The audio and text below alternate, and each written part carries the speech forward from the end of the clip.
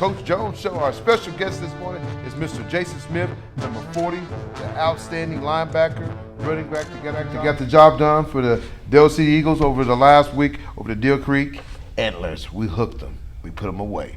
What's going on, Coach Jones? Man, it's a great feeling right now. You know, we're in a position to go win district this week. We got to go take care of business against U.S. Grant. Thankful to this man and his senior class and the legacy that they're putting forth this year.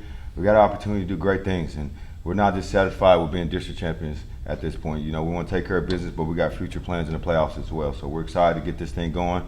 Excited to have Jason here and talk to him a little bit about the game Friday. Yes, sir.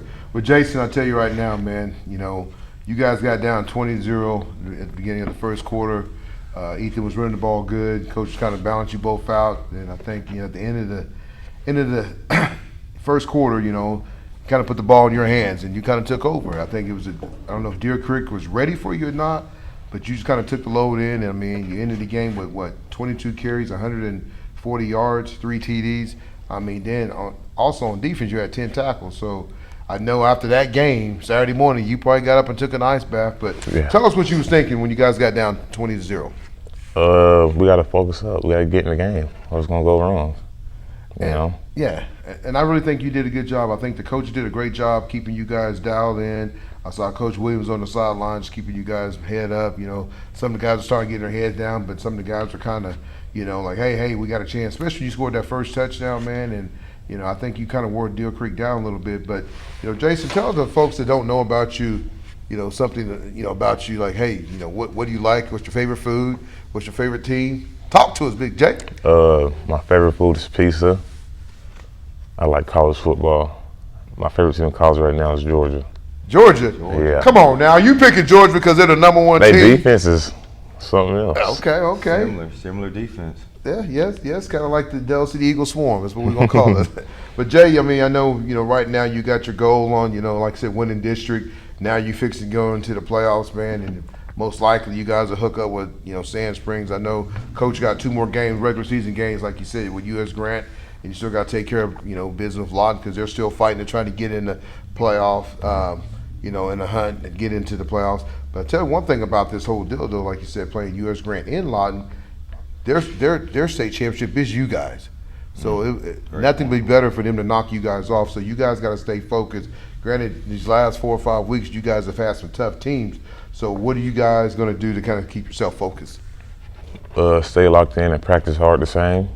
Ain't no letting up in practice because we have a less better team, I would say. So, yeah. So, Jay, I mean, going into, like I said, it's your senior year, you know, I mean, like I said, you're less than maybe 5 games away from, you know, ending your career at Del City, and it's been a good one this year.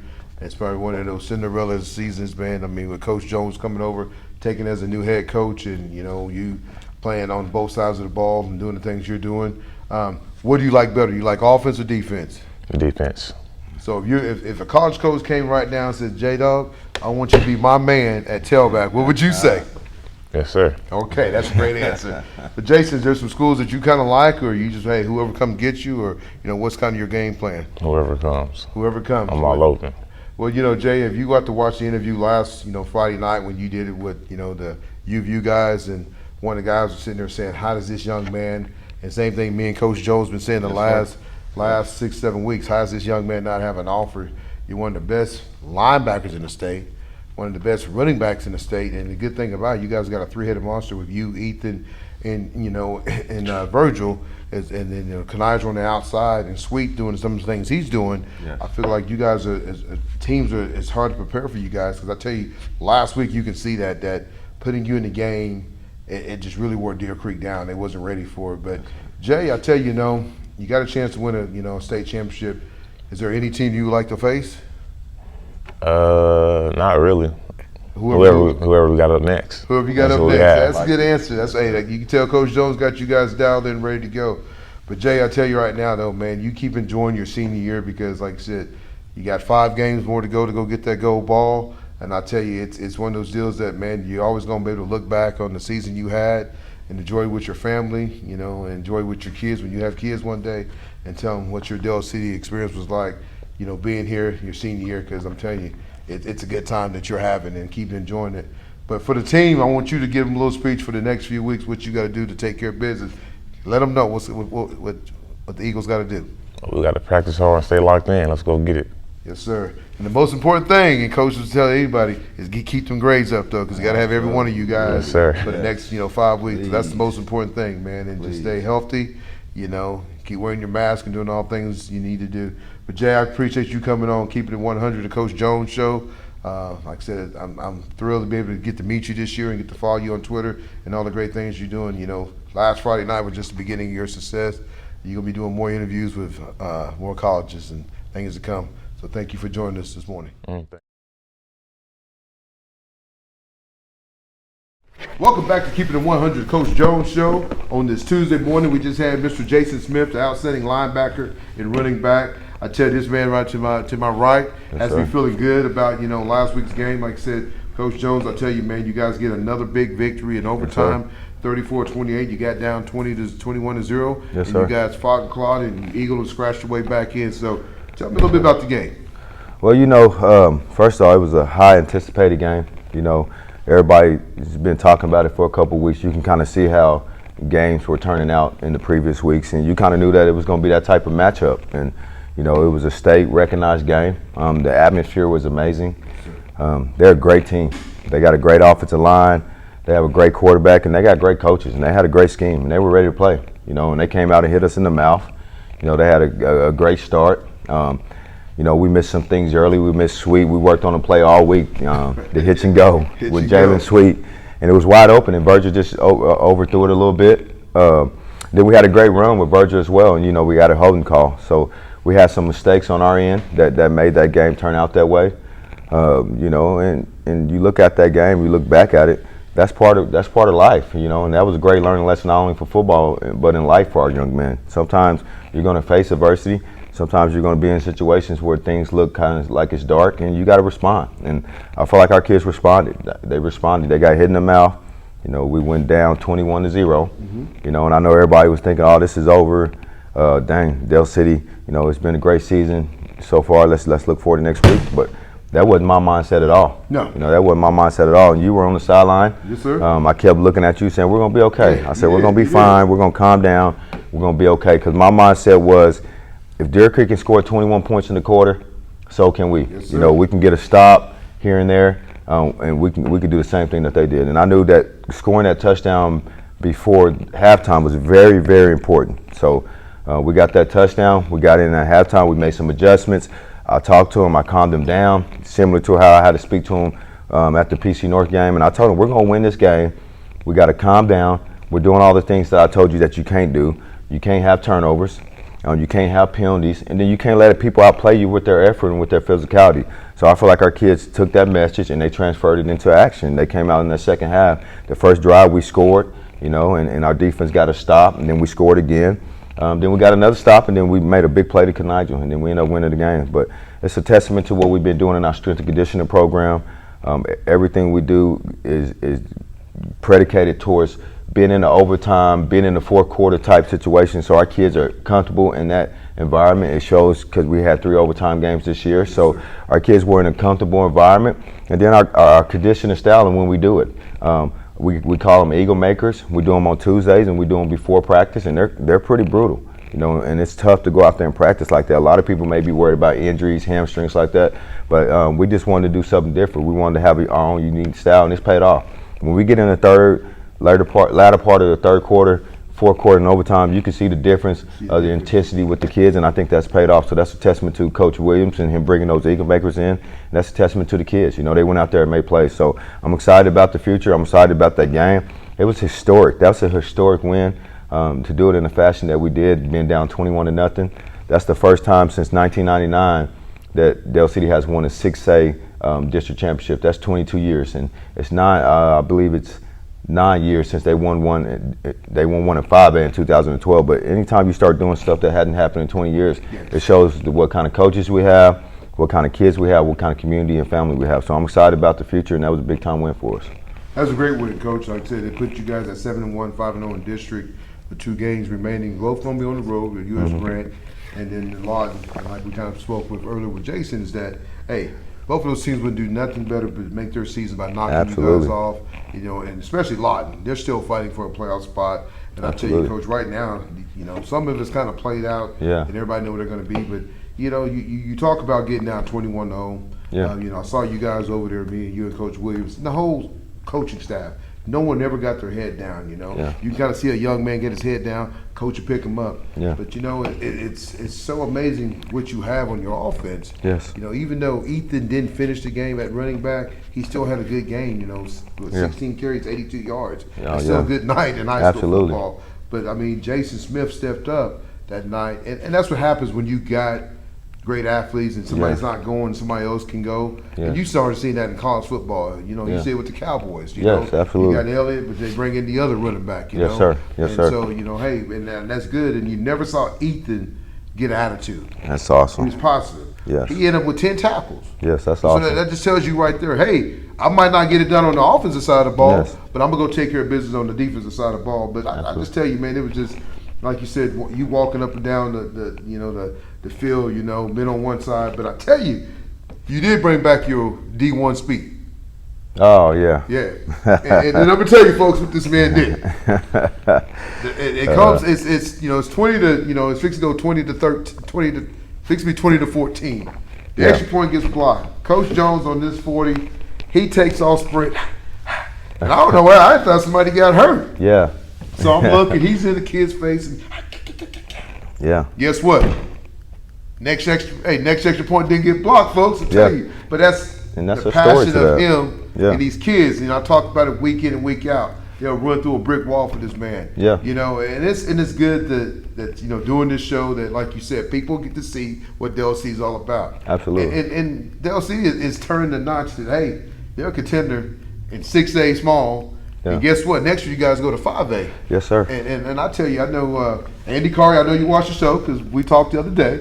But I mean, I know he's tickled to death what's going on here at Del City, man. Absolutely. Just to say, hey, what Coach Jones is doing in his first year, man. So, Coach, I just tell you, man, you guys played lights out. Yeah. I mean, the kids played great. The coaching staff was great, and just to kind of see you guys celebrate the game at the end of the game, man. Yeah. Just to see the kids and his family, man. And you guys talk about family. I got a chance to come out and watch practice Thursday, and just the way the kids are dialed in. You know, hey, nobody talking on the sideline. Everybody's dialed in. Yes, sir. And you have done a great job bringing that to these boys. One, it helps that you are their strength and you coach track and you're around these young men a lot. Yes. And so you're a big father figure to them, man. So, like I said, it's amazing what you have done. Now let's get into some of the stats. You know, I mean, passing game. I tell you the biggest play I think in the game. And I think you guys took the lead. We took the lead. I'm an Eagle Yeah. now. I might as well say. Absolutely. You know, Part of the family. We took Part the of lead. the family. You know, Yes, sir. we took the lead.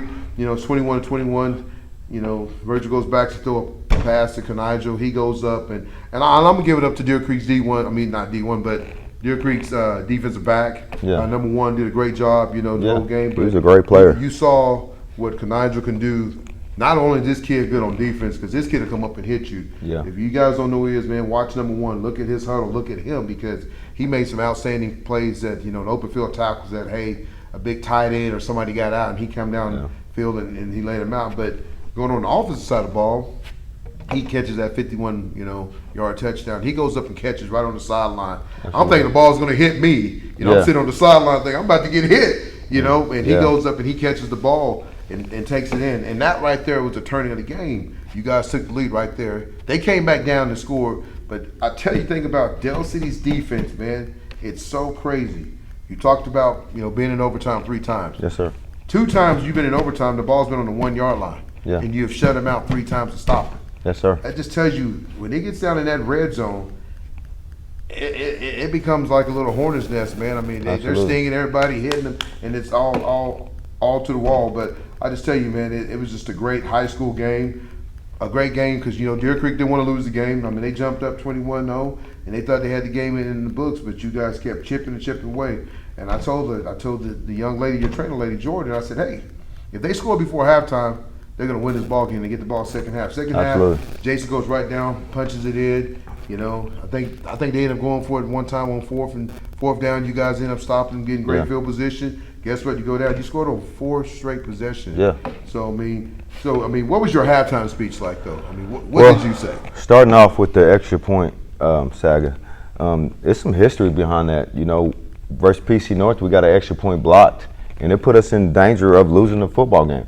So when you work something all week and you make it an emphasis, and then you see it happen in the game, that's not the type of program I'm going to have. If we're going to work something all week, and we're going to make it an emphasis, and we talk about it, and I see it happen, and I thought it happened because I think they got wide out because Sexton lined up in front of them. We're not going to never play scared of anyone. I know he's committed to OU, but he's human. So when I seen that happen, I wanted to make sure I set the tone as we continue to progress into the game that we're not going to be scared of anyone. And then when we work stuff all week, we need to make it happen. You know, we can't get scared in that situation. And as far as Kanaiju making that catch, you know, we called a timeout, and it was a crucial time in the game. We had momentum going. We had already tied it up 21-21. You know, at first we wanted to get Kanaiju matched up on number 17. We felt like it was a better matchup. The way things shaked out when the play broke out, because I talked to Kanaiju at the time. I said, "Can you go get the ball?" I said, "Can you go get it?" He said, "Yes, sir." I said, "I'm gonna trust you. I'm gonna trust my D1 athlete. I'm gonna trust my three-year starter." And I trusted him. And then when it broke out, he lined up on the wrong side, and he was going against number 1. But I said, "Hey, I'll still take my Division I athlete, Kanaiju Thomas, 3-year starter, with the speed he has." I said, "I still would take him going against anybody in the state." And I said, "Go make a play." And he went up there and made a play. It was a great catch. They were both kind of bumping. You can either say pass interference either way. At that point in time of the game, I was scared any time we had a play because it seemed like the calls were going the opposite way. And I know that's football, and we'll get into that. But I was nervous about offensive pass interference just because how the refs were calling the game. Who knows if they were right or wrong on that kind of stuff. I did look at some stuff on film. We'll talk about that later. But Kanaiju goes up and make a great play and get us the momentum to get the lead. At halftime, it was all about the 3 things I always say on this show, the things I say to anybody I'm talking to as far as parents, administrators, reporters. I've always said the same thing. If we don't turn the ball over, we don't have penalties, which I felt like some of that was out of our control. It was out of our control. If we don't have penalties and we play with a relentless effort and we don't lose the physical battle, and sometimes the physical battle might be evenly matched, but just don't lose it. Don't look like the team that's getting pushed around. I feel like we could be successful versus anyone in the state. And those kids believe what I said because of the PC North game. That's why I said last week that game is a blessing in disguise, because it put us in an adverse situation that made us overcome it from being behind. They came out and hit us in the mouth. So it put us in that same type of situation. So our kids leaned on that experience to be able to come out in the second half and get it going. You know, they really believed what I said. I saw it in their eyes. And I knew we were going to go score. And I knew with the defense that we had, we're going to eventually get some turnovers, get some stops. And that happened, you know, and our kids kept riding that momentum. They kept riding the relationships that they had with coaches. They kept riding the experiences that they had with games and conditioning and all those things. It just came to life. You know, when I first got this job, I talked about certain things, and you implement certain things. Even as a parent, you don't know if it's going to work. You know, now that was I compared that feeling to a parent having a kid graduating.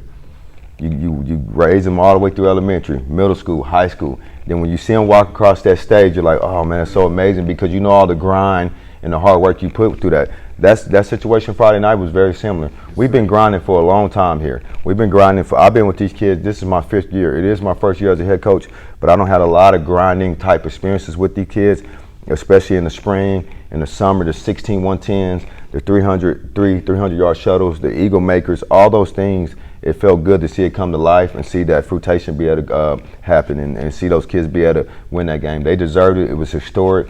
The community and the fans deserved it. The administrator, everybody deserved that type of win, because there's a lot of people that put into that, not just the coaches, our players. It was a lot of other people as well.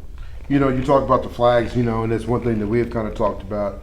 You know, anytime you go to play a team, and I'm a firm believer, everybody has home field. Absolutely. Home field advantage. That's just the way it is. Absolutely. That head ref's going to be on that guy's side, and he's going to be in his ear. Yes, sir. You know, but I think you guys overcame those flags. Absolutely. You know, I think, you know, going into the first quarter, it should have been 7-7. A touchdown was called back on Roach for holding. Yes. Play should have never been called, and the guy with the play had already been made.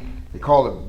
You know, he's already 15 yards down the field, and they call holding. Yeah. But, you know, sometimes it happens, Coach, you know, and you can't control that, and neither can the kids. There was another one I saw, the personal foul. I don't know what was said. Could have been boo-boo-hoo-hoo, whatever. Yeah. They throw a personal foul.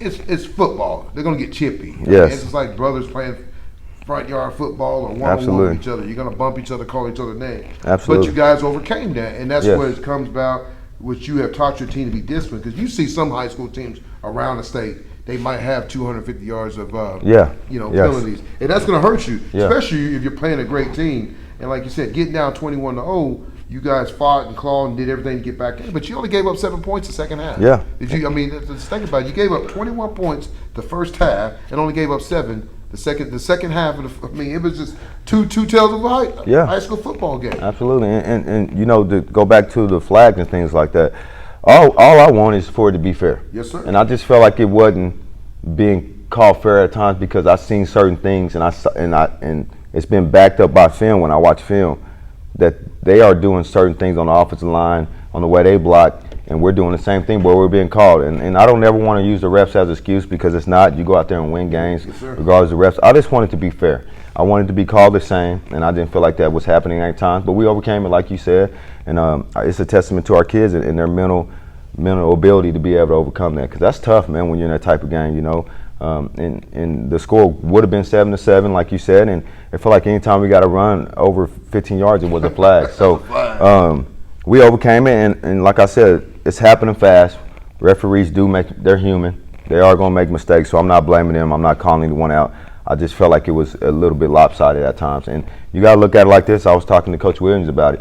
If someone gets 100, I think we had 110 yards. I'm not specific on that on the penalty yardage, but I know it was over 100. Mm-hmm. Just imagine if Kanaja had another 100 yards receiving, if Jason Smith had another 100 yards rushing, if Virgil had another 100 yards passing. Anytime you add 100 yards to a ball game, it changes the outcome of the game. It does. So I just want it to be called fairly, and I want it to be called on both sides of the ball, and then I'll be happy with that. So our kids overcame it. It was exciting to see them be able to go through that adversity and be able to overcome it. And I'm excited to see them continue to grow. I'm excited to see them continue to progress. And now we're in a situation, like you said, going against U.S. Grant. I respect what they're doing over there, but where we're at as a program, we still feel comfortable walking into those type of games and winning it. But if you look at the Kansas and OU game, it's a perfect example to anything can happen. Anything can happen. You still got to go line up, strap your helmet on, put on your shoulder pads, and that whistle has to blow, and you got to go make plays. So we can't just walk in there and think we're going to show up and win. I don't want to be in a situation like OU was, just because it hurts your confidence too. Yes. You might win the game, but your confidence is kind of shook. Now you start to doubt yourself as a coach, as a player. You're like, dang, are we really that bad, or is this and that? I don't want to put those type of thoughts. I want to keep that momentum going. So we need to be able to go over there and get the victory, get the district championship. Then we got to get ready to play Lawton and get prepared for the playoffs. We're in the playoffs, but the playoffs don't mean anything if you don't do anything in them. So we got to keep this momentum going.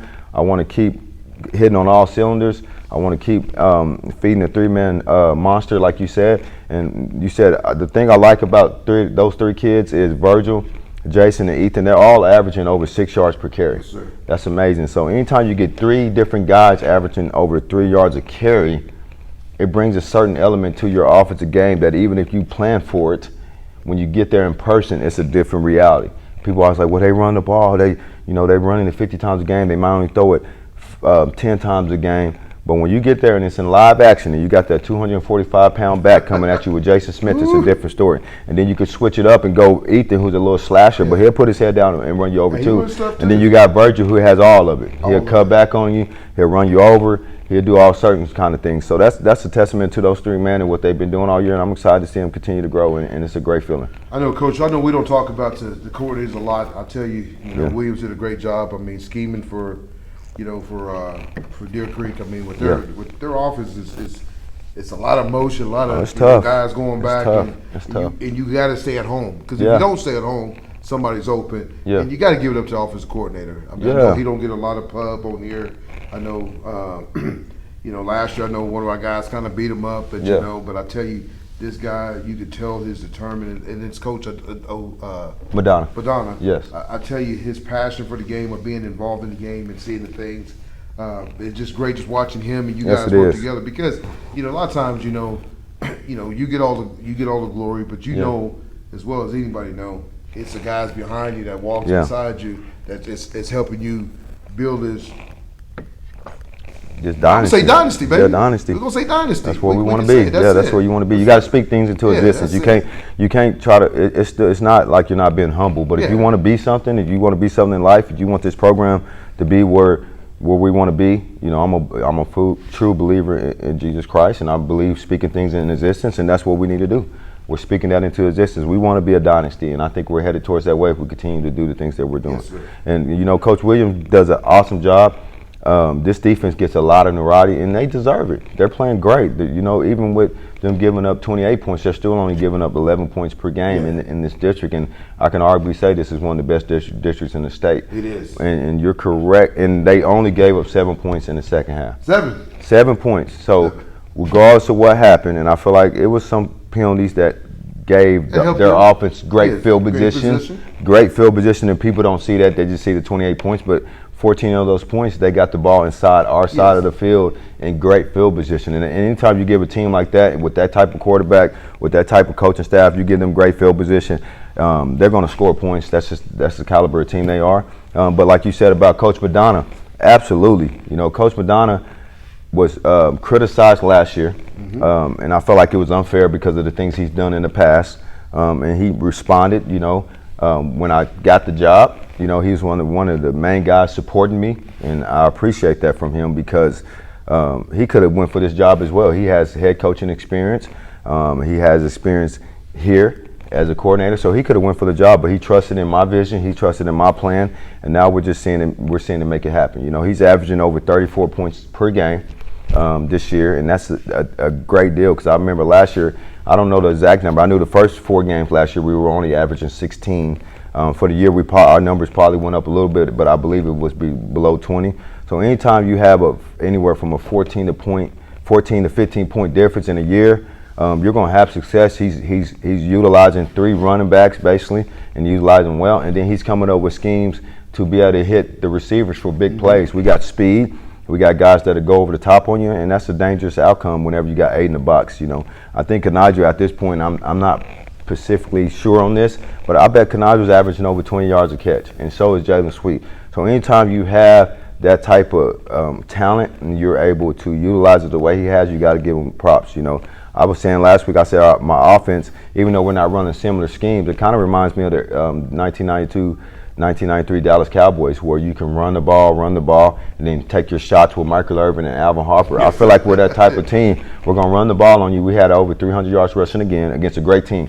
So this year alone, we don't had 300 yards rushing against Booker T, 300 yards rushing against Stillwater, and 300 yards run against Deer Creek. And all those teams are ranked in the top 5, anywhere from the top 6 of 6A. So when you start having 300 yards worth ranked teams, that shows what kind of offensive line you have, that shows what kind of coaches you have, and the schemes are obviously working. Well, Coach, we're going to get into some stats. You know, like I said, the passing game, I mean, hey, it got the job done. He was 4 for 16 for 98 yards, 1 TD. When you get to the rushing, you know, and the funny thing is with, you know, Virgil, last week he didn't have like the big standout game. But you always look at the numbers and it's But like, the numbers, wow. Yeah, that's what I said. He had 17 carries for 113, and they had somebody spying the young man all night. You know, I mean, like I said, 17 carries, 113, 1 TD. Ethan, 16 carries, 82 yards. Wow. That's still a heck of a night for a high school football player. Absolutely. Then you come with Jason Smith, the guy that didn't start the game, but he was the beast. He was the man with the plan. I'll tell you who he reminded me of last Friday night. Jerome Bettis. Oh my gosh, that's crazy. I was thinking that same thing when you said it, because I seen a picture of him yesterday of Twitter with his, I think it was his son on a recruiting visit to Notre Dame. Yeah, because he can make you miss. Yes. And I had a conversation with him. I said, Jason, I said, you know people, because he was putting some rap on his knees versus PC North, talking about, Coach, I know they're going to hit me in my knees. I said, man, those raps ain't going to protect nothing. But I told him, you have to learn how to start making a cut. One cut. Like, you can't just try to bully people every time. But then you're going to have those opportunities to bully people. But every now and then, hit that little to the right or to the left to make them miss. And then they're going to start breaking down instead of just running and shooting through your knees. They'll start breaking. And then they start breaking down, and then you can run them over. So he's utilizing all his tools, and it's exciting to see. Like I said, he had 22 carries, 143 TDs. Oh, wow. I mean, you got to think, he helped carry the team last Friday night. It's time to put some respect on his name, too. Because this kid is, I'm telling you, not only off the side of the ball, he can go play a cowboy back, he can go play an H-back, got good hands, block good. But I tell you, and we'll get to the defense side, but we're going to finish up with the receivers. I mean, Kanaja had 1 catch for 50 yards. That's good. That's a good stat to have. 1 catch, 50 yards, and 1 TD. That's who he's going to be. The rest of the year, he's going to be a guy that has those big-time plays for us. Jalen Sweet, 2 catches, 40 yards. But I'll tell you, we miss on a couple on those. Yeah. If he catches those, he might have over 200 yards receiving. I mean, Absolutely. he run grid routes. And stuff Virgil like that. stats Yeah, as so- well. You know, Virgil was 4 for 16. Yeah. If he hits that hitch and go, Yeah, that's hitch and another go. 60-yard touchdown. Then Sweet, a couple plays later, dropped one that was on the 2 or 3 yard line that was 40 yards. So the plays are open, and that's going to give me confidence towards the future. Those plays are open, and we're going to make those plays in the playoffs. So I'm excited that the throws were made and the opportunity was there because that'll pay off in the future. And then you got Braylon, you know, he had 1 catch for 8 yards. Yes. But this is where it gets exciting at, man. This is what I know you get excited at, is when you get to this defense. Yeah. You know, you have, you know, Braylon again, he had 10 tackles, 2 sacks. And this kid's just what? A sophomore? Yeah. Braylon. Braylon is just a sophomore. I mean, every week he's in this. He gets on this board. He does. Yeah.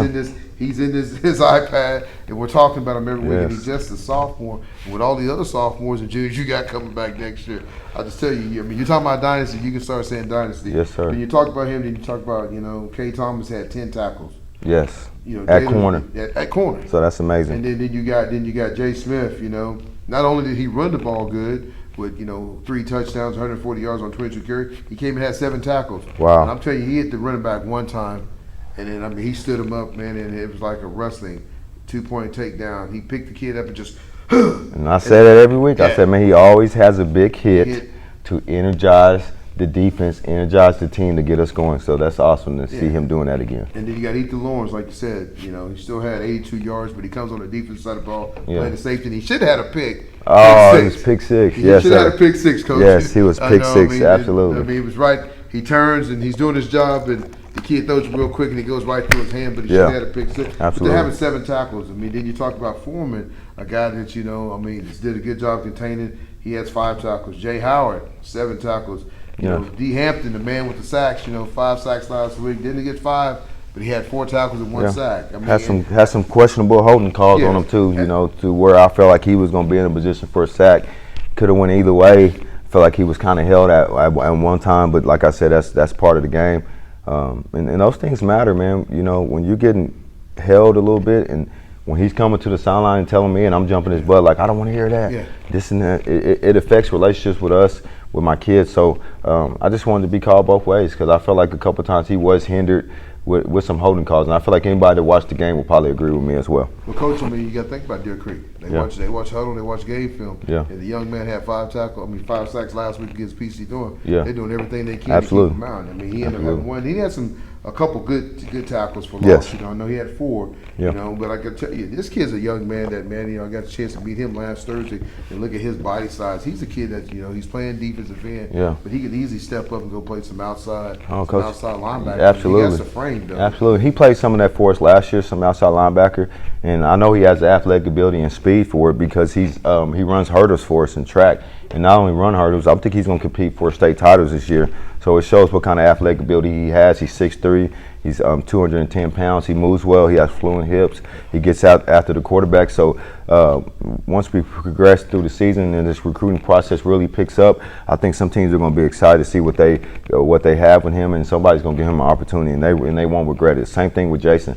I was talking to the Cox broadcaster before the game, and Vite too, and OK Preps, all these publications in Oklahoma that are big for high school sports and high school football, they're all saying the same thing. Who is this Jason Smith, and what offers does he have, and why doesn't he have offers? And I don't understand it right now, and I'm going to do my job as a head coach to be able to get his name out there and market himself, but his play is marketing itself. Yes, He's 6'2", 245 pounds.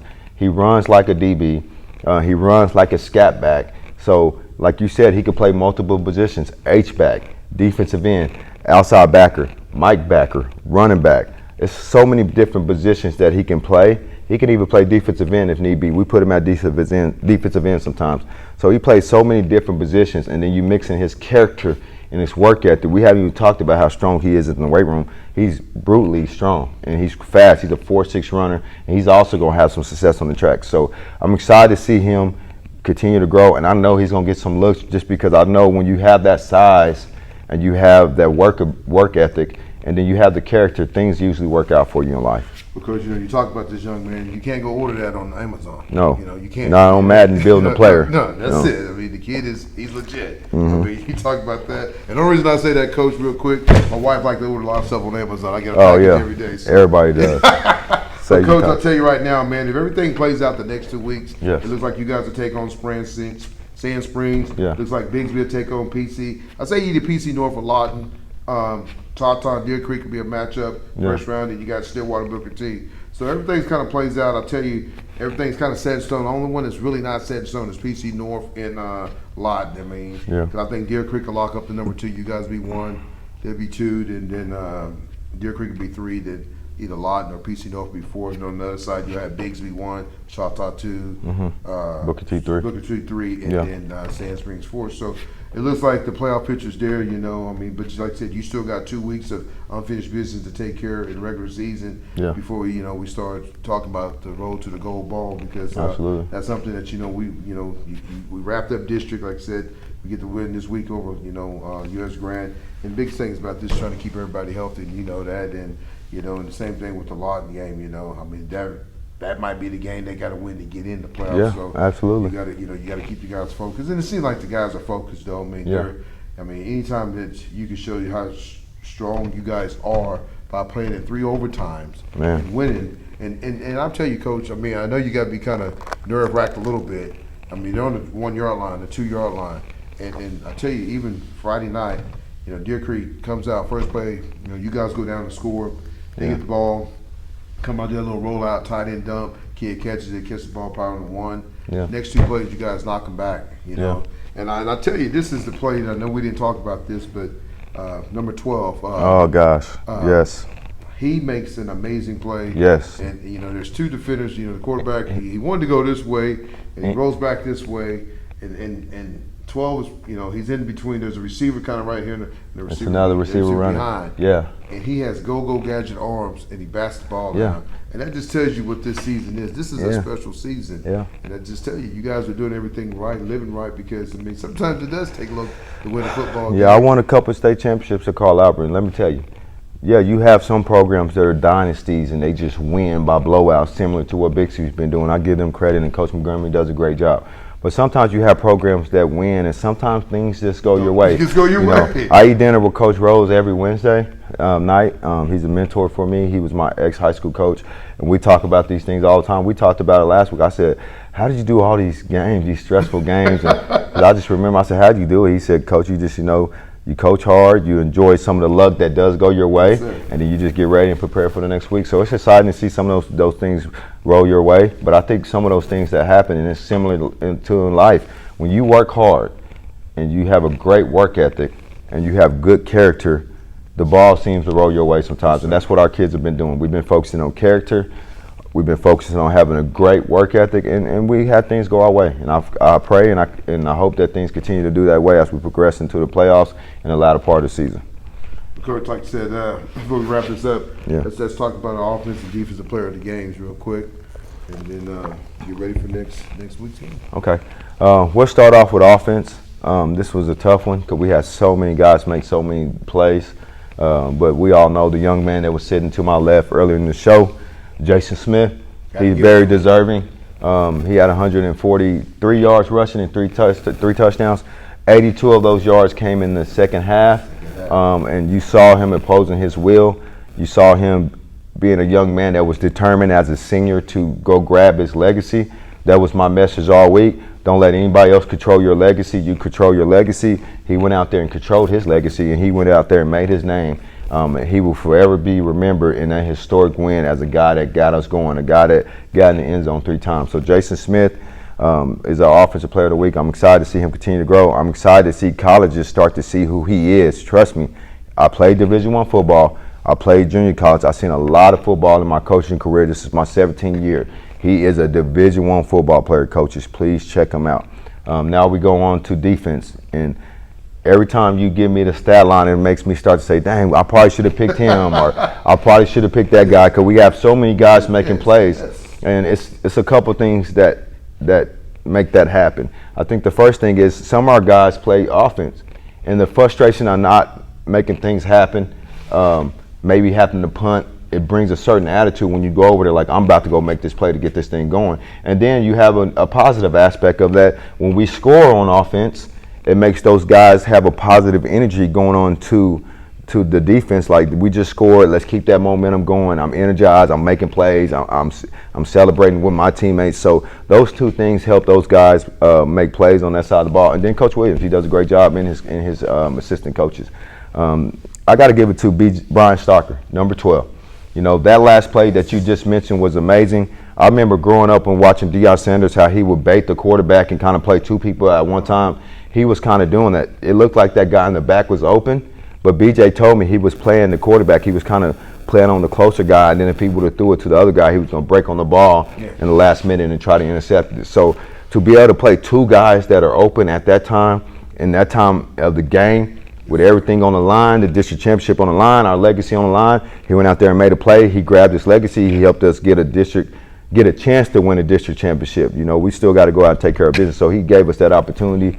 I'm excited to see him continue to grow. You know, Jason gets a lot of recognition at linebacker, but BJ is another guy that's 6'2", 250 pounds, that can run. He's agile. He can also play tight end. He can play H-back as well. So he's another guy that I'm excited to see him get recruited as well, because I feel like he's going to make a college happy. I feel like they're going to be proud of what they got, and he's going to be able to make some plays on the next level as well. Going to special teams, you know, and it was kind of shaky. We even had one blocked. We even had a PAT blocked. But I'm going to go ahead and give it up to the whole PAT team. You know, from the kicker, kicking the ball and obviously making that happen. Then our sophomore quarterback, George Gooseby, being able to get the snap down.